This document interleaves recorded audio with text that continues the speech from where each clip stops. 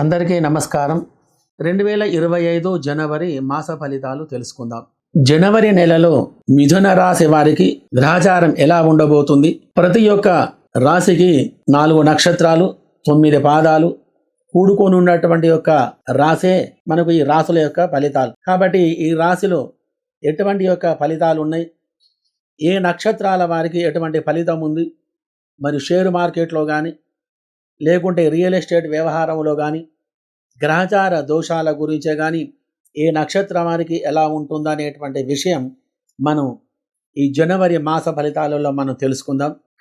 కి మృగశిరలో 3-4 పాదములు, మృగశిర నక్షత్రం 3-4 పాదములు, పూకంగచ్చ ఆరుద్రలో 4 పాదములు, పూర్తిగా 4 పాదాలు, కేకోహ పునర్వసు అనేటువంటి నక్షత్రంలో 1, 2, 3 పాదములు కలిసి మిథున రాశి అవుతుంది. మృగశిర, ఆరుద్ర, పునర్వసు ఈ 3 నక్షత్రాలకి ఈ యొక్క పాదాలు కలిసే మిథున రాశి అవుతుంది. మరి ఈ మిథున రాశి వారికి మరి అధిపతి ఎవరు? మరి గ్రహచార రీత్యా మీరు వ్యాపారం చేయదలుచుకున్నారా? షేర్ మార్కెట్లో పెట్టుబడులు పెట్టాలనుకుంటున్నారా? మరి వ్యాపారంలో పెట్టుబడులు, షేర్ మార్కెట్లో పెట్టుబడులు, రియల్ ఎస్టేట్లో పెట్టుబడులు పెట్టాలని అనుకుంటున్నారా? మరి అటువంటి యొక్క వారికి మరి గ్రహచారం ఎలా ఉండబోతుంది ఈ నెల ఈ రాశికి? మరి ఈ నక్షత్రాల కలయికలో ఏర్పడినదే మిథున రాశి కాబట్టి ఈ రాశికి అధిపతి బుధుడు. బుధుడు అనేటువంటి యొక్క రాశికి మరి ఏ రత్నం ధరించాలంటే గరుడపచ్చ అనేటువంటి జాతి రత్నాన్ని ధరించాలి. అది ఎప్పుడు కూడా మీకు పనికొస్తుంది. రాశి పరంగా చూసుకుంటే గరుడపచ్చ అనేటువంటి జాతి రత్నాన్ని ధరించాలి. మరి నక్షత్రం చూసుకుంటే కనుక మృగశిర నక్షత్రం ఉంది, ఆరుద్ర నక్షత్రం ఉంది, మరియు పునర్వసు నక్షత్రం ఉంది. మృగశిర నక్షత్రానికి పగడం ధరించాలి, ఆరుద్ర నక్షత్రానికి గోమేధికం ధరించాలి, పునర్వసు నక్షత్రానికి కనకపుష్యరాగం ధరించాలి. ఈ 3 రాళ్ళు ధరిస్తూ మరియు రాశి ప్రకారంగా గరుడపచ్చం ధరించాలి. అంటే ఈ రాసుల ప్రకారంగా ఈ యొక్క స్టోన్స్ ధరిస్తేనే కానీ మనకు అనుకున్నటువంటి పనులు అవుతాయి. మరి కాబట్టి ఒక్కొక్క నక్షత్రానికి ఒక్కొక్క రాశి పడదు కాబట్టి మరి మనకు ఆ స్టోన్స్ పడకుంటే కనుక ఇబ్బందులను ఎదుర్కోవాల్సి వస్తుంది. కాబట్టి పూర్తిగా జాతక పరిశీలన చేసి మరి ఎటువంటి యొక్క ఈ రత్నాలు ధరించాలా వద్దా అనేది మనం తెలుసుకోవచ్చు. కాబట్టి ఇప్పుడు ప్రధానంగా ఈ రాశికి గరుడపచ్చ అనేది రత్నాన్ని ధరించాలి. ఎక్కువగా ఆకుపచ్చ మరియు ఎరుపు రంగు వస్త్రాలను ధరించడం వలన చాలా మంచిది. ప్రతిరోజు విష్ణుమూర్తి యొక్క ఆరాధన చేస్తూ బుధుని యొక్క ఆరాధన చేయడం వలన, లక్ష్మీదేవి ఆరాధన చేయడం వలన అనేక రకాలైనటువంటి యొక్క శుభ ఫలితాలు అనేటివి మనకు కలుగుతూ ఉంటాయి. ఈ ముగ్గురు గ్రహాలు అంటే విష్ణుమూర్తి యొక్క భగవంతుని యొక్క ఆరాధన, లక్ష్మీదేవి ఆరాధన, బుధగ్రహం యొక్క ఆరాధన, ప్రతిరోజు 3 దేవుళ్లకు ఆరాధన చేస్తూ ఉండడం వలన మంచి ఫలితాలు కలుగుతాయి. మరియు 2, 4, 5, 7, 8, 10, 12, 15, 18, 22, 23 ఈ యొక్క తేదీలు ఈ నెలలో మంచి యోగాన్ని అనేటివి మీకు కలిగిస్తాయి. ఈ మాసం వీరు ఎక్కువగా శుభ కార్యక్రమాలలో పాల్గొంటూ ఉంటారు.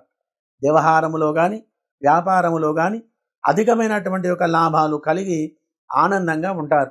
గృహంలో చికాకులు తొలగిపోయి పిల్లలతో సహా ఆనందమైనటువంటి జీవనం గడపగలరు. వ్యాపారం చేసేవారికి కొత్త వ్యక్తులతో పరిచయాలు ఏర్పడతాయి. అనుకున్నటువంటి పనులు సకాలంలో కాగలవు. ఈ నెల మధ్యలో కొత్త వ్యాపారం మొదలుపెట్టి ఆలోచనతో ఉంటారు. ఒకవేళ మొదలుపెట్టినా కానీ ఆ వ్యాపారంలో మీకు అత్యంత ఫలితాలు అనేటివి కలుగుతాయి.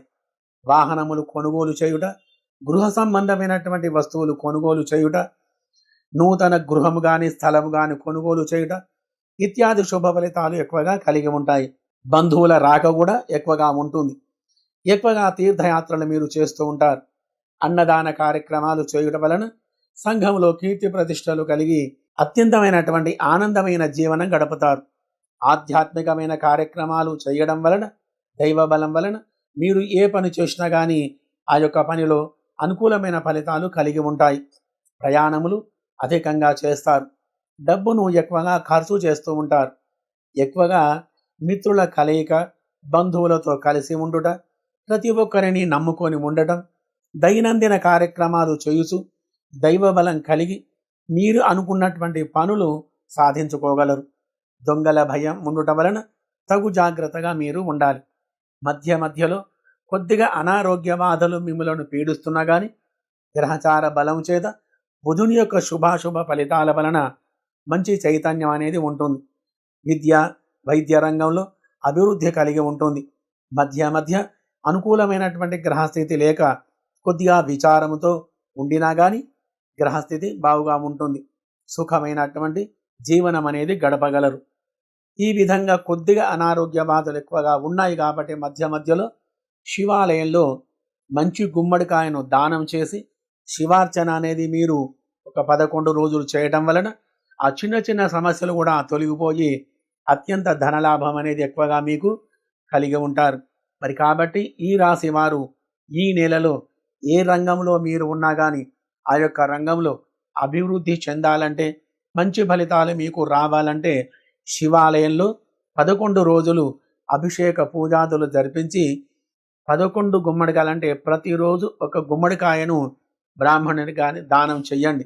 దాని వలన మీరు ఏ పని అనుకున్నా కానీ ఆ పనిలో మంచి అభివృద్ధి అనేది మీకు కలుగుతూ ఉంటుంది.